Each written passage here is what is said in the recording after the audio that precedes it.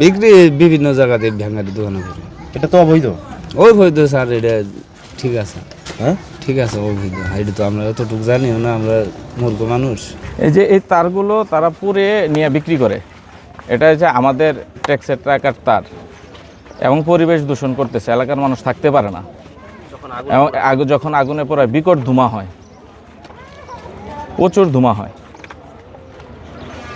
কোথায় বিক্রি করে তা জানে না। তা সেটা তো আর আমরা জানি না, আমরা জাস্ট আইনকে জানাইছি, প্রশাসনকে জানাইছি, বাদ বাকি কাজ যে প্রশাসন আইনের গতিতে করবে আর কি। সরকারের যে কত টাকা কি হচ্ছে, লস হচ্ছে, এই বিষয়ে আপনার সরকারের তো অনেক টাকা, আমরা তো এমনি ঋণে আছি দেশে, আরও তো এইসব কারণে তো আরও অধপতন হচ্ছে দেশের। আমরা প্রত্যেকের মাথা পিছু অনেক টাকা ঋণের তলে পড়তেছি। আমরা আজকে 3 জনকে হাতে নাতে ধরে আইনে সোপর্দ করলাম। করোনা বা যে কোনো ভাইরাসের এগেইনস্টে ফাইট মানি ব্যাকট্রলের লেফট রাইট। মিনিমাম 50 কেজির মতো আজকে মালামাল আপনি পুরানোর পরে কোথায়, মোট কয় কেজি আনছিলেন আজকে? মোট মাল আছে স্যার 45 কেজি না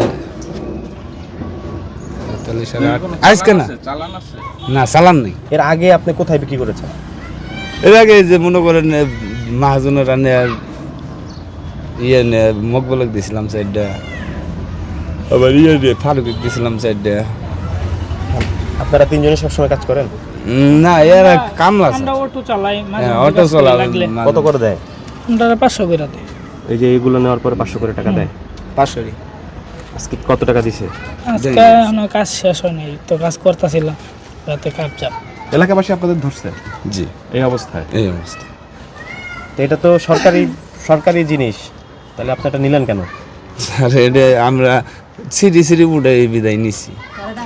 এটা তো কাজ করে, এটা এইগুলো তো কাজ করে, এগুলো দিয়ে তো কাজ করে। হ্যাঁ, এগুলো তো সরকার কাজ করে, কাজের এটা জিনিস। এটা তো বাদ ছাড়া। কে বলছে?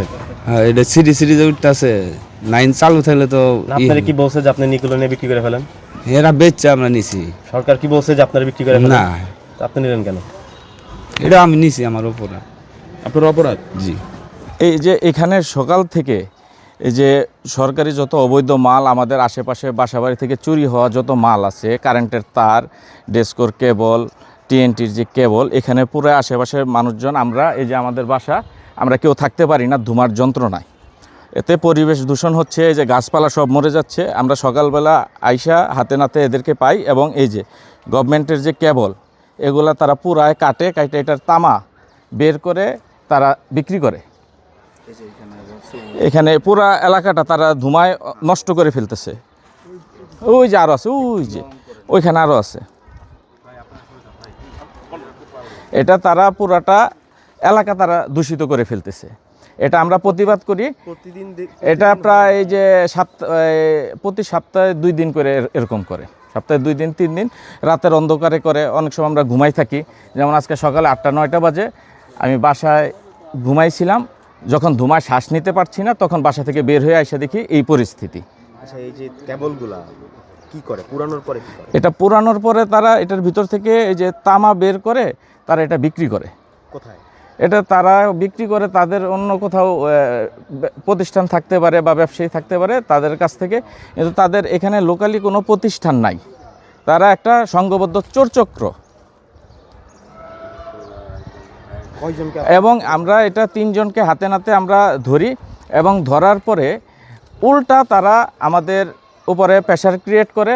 আমরা থানার প্রশাসনকে জানাই, আমাদের থানার ওসি সাহেবকে জানাই, সে এখানে টিম পাঠানোর পরে তারা আসামি নিতেও গড়িমসি করতেছে। তারা বিশাল একটা চক্র এখানে।